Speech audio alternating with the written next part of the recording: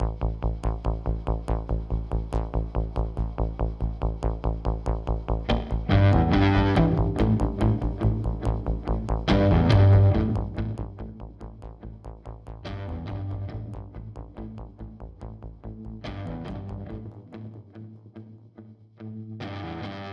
panggilan. Belum. Nanti kami tindak lanjuti ya. Katanya hari ini Mas, tapi katanya hari ini tuh. Saya kurang tahu.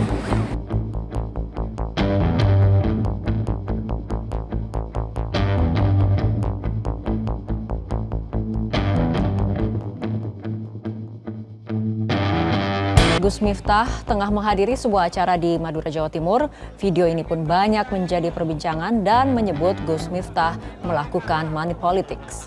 Mengenai hal ini, Sekretaris Tim Kampanye Nasional Prabowo Gibran, Nusron Wahid menyebut aksi bagi-bagi uang oleh Gus Miftah di Pamekasan yang sempat viral di media sosial adalah bentuk sedekah secara pribadi dan bukanlah sebuah kampanye. Apalagi Gus Miftah bukan seorang caleg maupun anggota partai politik.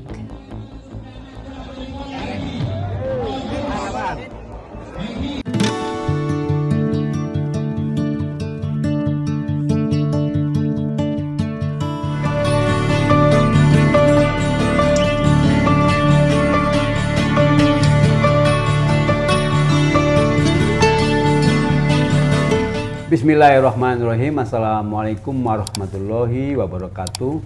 Pemirsa Masumi TV dimanapun berada seluruh Indonesia, kita jumpa lagi termasuk teman-teman saudara-saudara kita di diaspora seluruh dunia. Saya Ahmad Heri.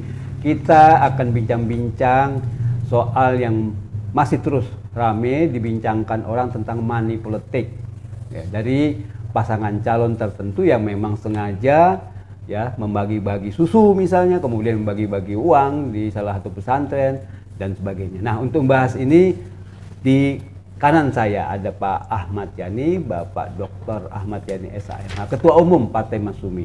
Nah, dari beliau nanti kita akan dengar bagaimana pendapat dan mungkin juga tanggapan tentang money politik yang kadang-kadang dan mungkin agak sulit dibedakan dengan kos politiknya.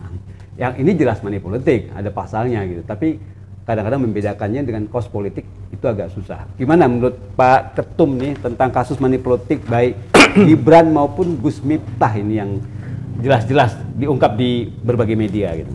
Ya, bismillahirrahmanirrahim. Assalamualaikum warahmatullahi wabarakatuh. Pemirsa Masumi TV yang berada di seluruh Indonesia, Sabang Merauke maupun diaspora kita maupun juga pemirsa Ahmad Yani Channel.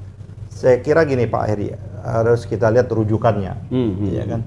Rujukannya itu dasar hukumnya kita menyatakan apakah tindakan, apakah perbuatan yang dilakukan itu bisa dikualifisir bagian dari tindak pidana pemilu tentang money politik atau kejahatan pemilu seperti itu. Politik ini kan sudah diatur uang, politik uang kan, money politik ini.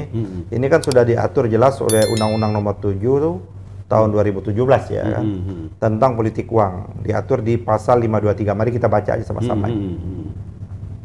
Pasal 523 ayat 1 itu berbunyi, ayat satunya, setiap pelaksana, peserta dan atau tim kampanye pemilu dengan sengaja menjanjikan, ini menjanjikan aja ya, atau memberikan uang atau materi lainnya sebagai imbalan kepada peserta kampanye pemilu secara langsung ataupun tidak langsung sebagaimana dimaksud dalam pasal 280 huruf J, dipidana dengan pidana penjara paling lama 2 tahun dan denda paling banyak 24 juta rupiah. Itu ayat 1 itu. Ayat 2, setiap pelaksana, peserta dan atau tim kampanye pemilu yang dengan sengaja pada masa tenang menjanjikan atau memberikan imbalan uang atau materi lainnya kepada pemilih secara langsung ataupun tidak langsung sebagaimana dimaksud dalam pasal 278 ayat 2 dipidana dengan pidana penjara paling lama 4 tahun dan denda sebanyaknya denda paling banyak 48 juta rupiah. Yang ketiga, setiap orang dengan sengaja pada hari pemungutan suara menjanjikan atau memberikan uang atau materi lain kepada pemilih untuk tidak menggunakan hak pilihnya atau memilih peserta pemilu tertentu dipidana dengan pidana penjara paling lama 3 tahun dan denda paling banyak 36 juta rupiah. Pasal 515-nya, setiap orang dengan sengaja pada saat pemungutan suara menjanjikan atau memberikan uang atau materi lainnya kepada pemilih supaya tidak menggunakan hak pilihnya atau memilih peserta pemilu tertentu atau menggunakan hak pilihnya dengan cara tertentu sehingga surat suara tidak sah, dipidana dengan pidana penjara paling lama 3 tahun dan denda paling banyak 36 juta. Jadi ini ada kategorisasi ya. Iya. Kategorisasi itu yang sekarang nih, yang belum pelaksanaan. Ya Oke. kan? Iya. Sebelum pelaksanaan. Yang kedua ada pada waktu masa tenang Betul. yang tidak boleh melakukan aktivitas. Yang ketiga pada waktu pencoblosan ini Hari orang hanya. mengatakan serangan subuh. Nah, Ya serangan kan? fajar. Serangan fajar, bahkan bukan serangan fajar, Serangan duha. serangan duha. Nah, duha Ya kan? mulai. Orang belum datang bahkan dicegat di tengah jalan kan, atau pada waktu mau masuk ke tempat itu seperti itu. Nah, jadi ini kan sudah ada ketentuan hukumnya. Iya. Yang menjadi masalah adalah penegakan hukumnya yang menurut saya tidak tegas, tidak jelas. Penegakan hukumnya itu. Nah, kalau kita lihat bahwa ini kemarin kalau tidak salah kan ada argumentasi yang menurut saya ngawur yang dilaksanakan oleh komisioner KPU yang menyatakan uang itu alat peraga. Iya. Ya kan dengar kan? Iya, betul. Masa uang dikatakan alat peraga? Memang di gambar uang itu ada gambar Capres 01, Membagi-bagikan uang. atau ada gambar Capres 02, sebagai alat ada peraga. Capres 03, kan ini nalar kan. Carilah kalau mau membuat dalil itu dalil yang bisa diterima dengan akal sehat Iya, lagi itu, iya. atau argumentasi. Nah, oleh karena itu kalau berdasarkan klausul pasal 523 ayat 1 ini, saudara Gibran itu kena Bagi-bagi susu itu ya. bagi-bagi susu. Iya kan? Itu sebab masuknya apa? Tim kayaknya memberikan uang atau materi lainnya. Iya kan? Betul. Materi susu atau apa dan lain sebagainya. Yang dibilang alat peraga itu kalender. Kalender Kalender itu tidak itu. Karena dianggap alat peraga. Kaos, billboard, baliho. Betul. Walaupun harus dikonversi. Iya. Ya kan seperti. Kalau uang, ya jelas money politik. Politik uang. Dan jelas. ini udah betul-betul masif dan kelihatan terang benderang dan vulgar tanpa malu. Seperti Gus Miftah maksudnya. Ya, yang seharusnya dia harus jaga loh. Dia kan Iya. mengkategori diri dia adalah ulama. Bagaimana ada perilaku, ya kan? Hal yang seharusnya dia memberikan edukasi, memberikan pencerahan, memberikan fatwa bila perlu sebagai tokoh agama bahwa itu tidak boleh dilakukan. Baik menerima maupun yang memberi. Karena haram hukumnya. Menyuap ini kan bisa dikategorikan menyuap juga. Penyuapan itu baik yang memberi maupun yang menerima sama-sama binar, tepatnya di dalam neraka seperti itu. Kalau Gus Miftah kan alasannya itu infak yang rutin dilakukan. Bagaimana? Nah, Zakat sudahlah biasa. itu kan dibuat, itu harus diinvestigasi. Karena dia adalah bagian, ya kan bagian, walaupun bagaimana, dia adalah bagian dari tim suksesnya 02. 02 dong. 02, Dan oke. saya pernah lihat dia hadir juga di dalam deklarasi. Dalam pendaftaran dia hadir. Di dalam debat dia hadir seperti itu. Ya kan? Bagaimana seperti itu? Sudah Menurut pasti. saya Bawaslu harus segera memanggil dan memeriksa Gus Miftah ini. Berikan tindakan tegas. Yaitu tindakan tegasnya langsung kan nih Gapkamdu, jangan sampai nanti dolawarsa kan? Gakumdu. Ya, apa? Gakumdu. Gapkumdu itu langsung panggil, kenakan pasal ini dan diumumkan agar memberikan efek jerah. Kan sebelumnya juga ada juga bagi-bagi uang, iya kan? Betul. Juga ada juga bagi-bagi uang di pesantren besar juga itu. Besar. Ya. Ada juga sebelumnya, tapi alasannya kan belum ada pendaftaran. Partai politik kan ada juga. Iya, Salah satu ketua umum membagi-bagikan minyak, Betul. membagi uang. Alasannya ya belum ada masa kampanye. Belum. Partai kami pun belum terdaftar. Ya, itu masih bisa kita terimalah dengan akal sehat. Betul. Nah, oleh karena itu menurut saya ini nggak bisa Bawaslu harus segera memanggil. Karena dia kan kalau nggak, buat apa ada Bawaslu? Bawaslu itu kan dibayar oleh uang rakyat kok mereka. Itulah pekerjaan mereka untuk mengawasi. Di samping itu juga harus betul-betul ditegakkan. Nah, Pak Eri, kalau menurut saya jelas di pasal ini. Jadi nggak bisa diberikan tafsir lain. Ya, Bagi-bagi susu, Iya. bagi-bagi uang, dan ini kan banyak sekali yang terjadi ini. Kalau Gus Miftah Dan ini kan merusak betul. betul. Gus Miftah kasih alasan itu kan infak pribadi yang rutin dilakukan. Tapi di belakang kan ada video, di belakang ada foto salah satu calon gitu. Nah, sudahlah kita tahu lah, kan kita jangan di akal sehat kita, ya kan Makanya- jangan dihina lah kayak gitu, udahlah jangan. betul. Dia kan sebagai tokoh ulama, ya kan janganlah seperti itu loh. Periksa aja menurut saya kayak gitu. Betul. Ini kan perbuatan yang menjijikkan dan memalukan kayak gitu loh. Iya. Seharusnya dia ada memberikan edukasi, tadi saya kemukakan pendidikan, nggak boleh dilakukan gitu. Bahkan kita udah mendorong harusnya lembaga-lembaga keagamaan ini mengeluarkan fatwa kan beberapa waktu yang lalu bahwa itu tidak boleh dilakukan. Jadi jangan juga mempermisif kalau ada orang ngasih ambil aja uangnya, nggak boleh juga. Nggak boleh juga. Tolak. Ya? Supaya itu pelajaran. Iya, itu dia pelajaran seperti itu. Kalau siapa yang Gus Miftah ngasih ke pelawak itu yang ditolak juga itu juga. Nah kan dia sempat juga kan? Iya. Kan ditolak kan kayak gitu. Itu bagus itu namanya. Kayak gitu kan? ya harusnya. Nah, harusnya tolak. Uang kami tidak mau, harga diri kami dihitungannya dengan berapa? 200.000, 500.000, coba bayangkan. Kalau dikasih anggap saja lah satu rakyat 1 juta. 1 juta itu dibagi menjadi 5 tahun, berapa? Berarti kan per tahunnya 200.000. Betul. Ya kan? 200.000 dibagi lagi 12 bulan. Berapa? Dibagi lepasnya berapa perak jadi? Iya. Hanya masa harga diri 15.000. Ya kan ya seperti itu. Iya. Itu kalau jadi kita minta Bawaslu segera tegas. Iya. Kalau enggak ya sudah, kita sudah nggak percaya lagi kalau kita udah nggak percaya lah dengan Bawaslu ini. Ya kan, tapi buktikanlah, dia harus membuktikan lagi bahwa dia patut untuk dipercaya. Iya, harus buktikan ya.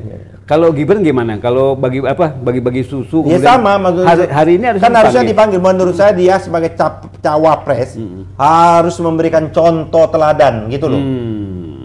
Nilai etik dan moral itu harus ditegakkan, bahwa dia dipanggil, dia datang dong, dijelaskan. Tapi bagaimana kita mau bicara bahwa dia akan menegakkan nilai-nilai etik moral? Dia lolos pun dari putusan yang melanggar etik dan moral kok.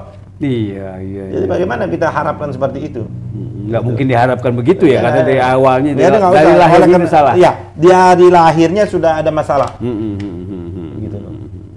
Iya. Jadi jangan terlalu berharap banyak. Hanya masalahnya kalau kita baca pasal-pasal ini, Pak Ketum, ini apa ringan nggak sih hukumnya 2 tahun? Ini ringan. Dulu saya ingat nih Pak Eri ya. 24 juta. Ya, saya ringan. Ini bisa di cover kan gitu kan. Dulu saya menyatakan hukum berat ini.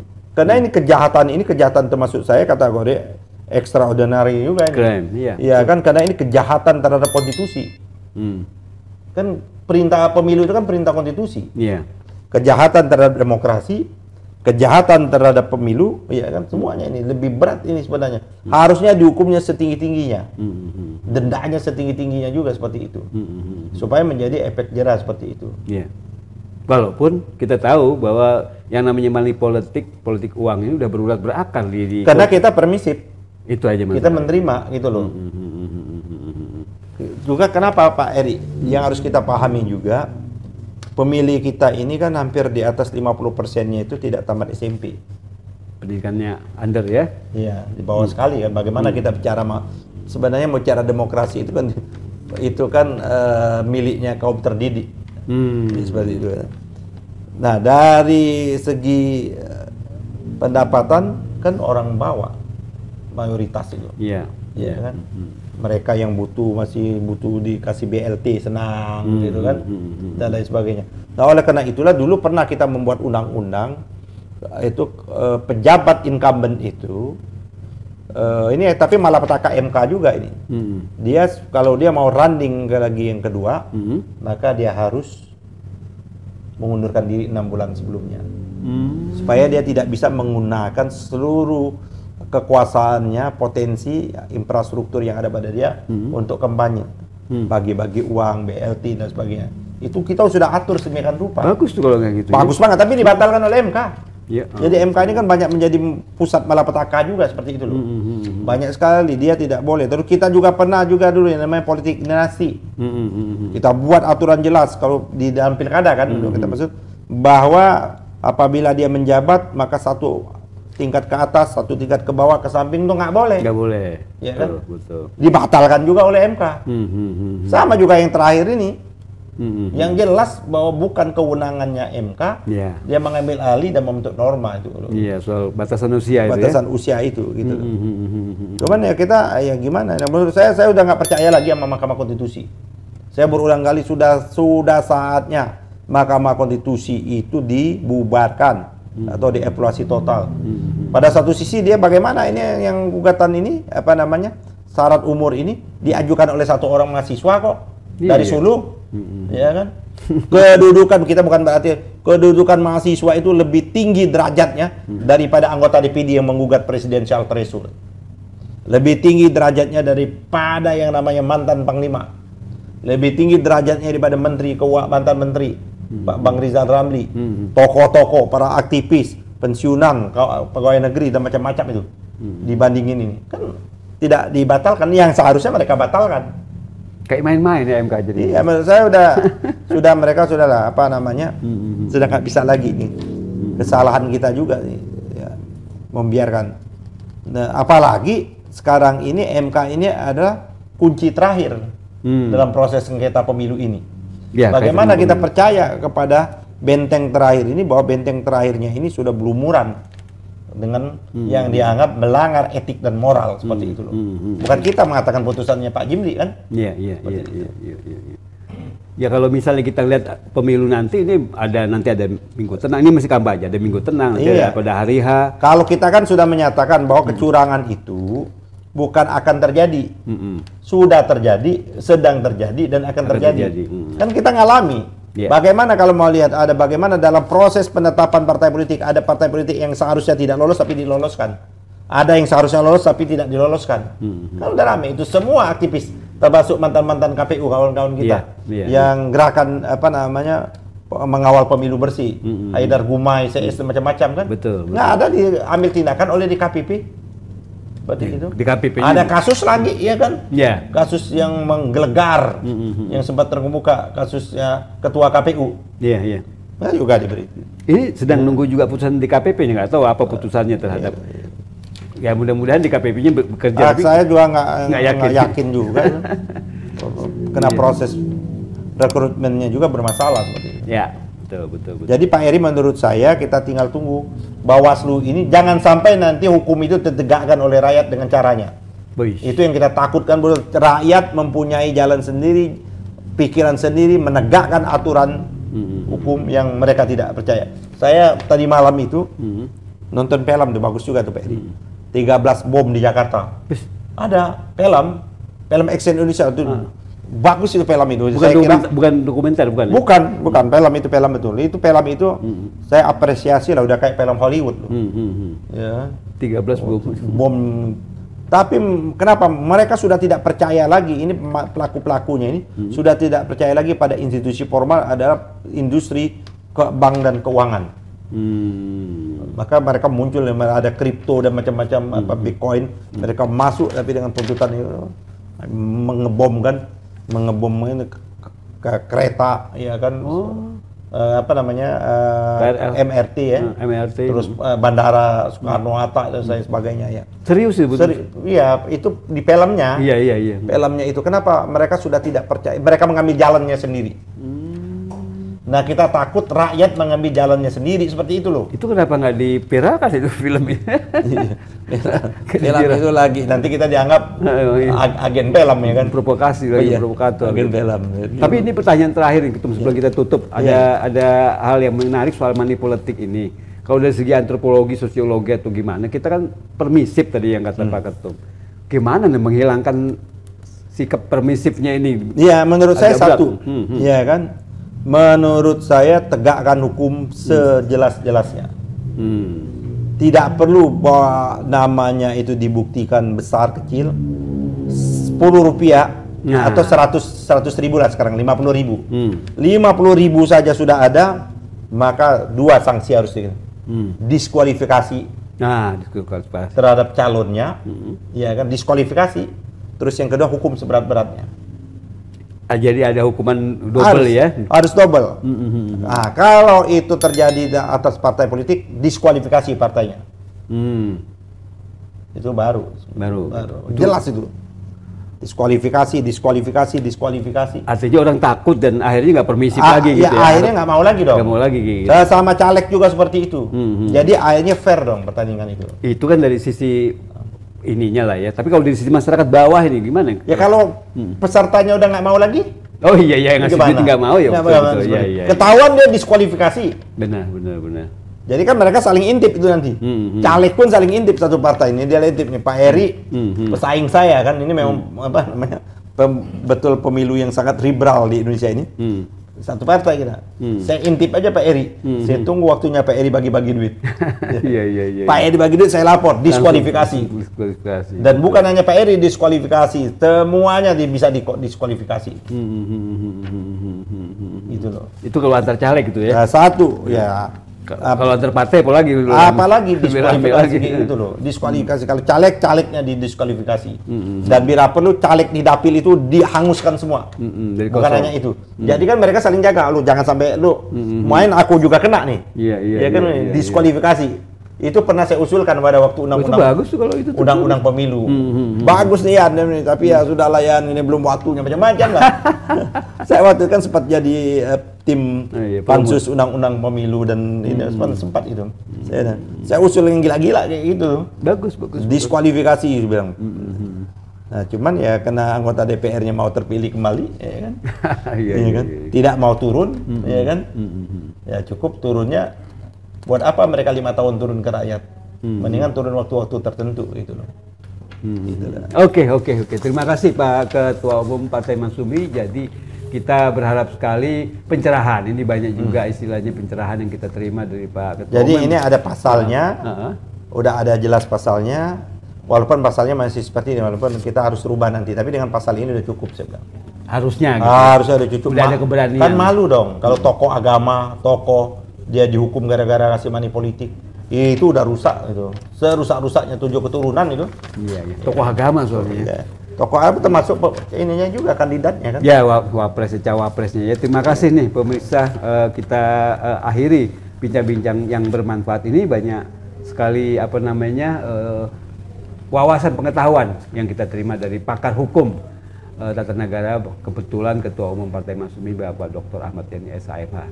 Terima kasih. Billahi taufik walhidayah. Wassalamualaikum warahmatullahi wabarakatuh. Lawan pemilu curang.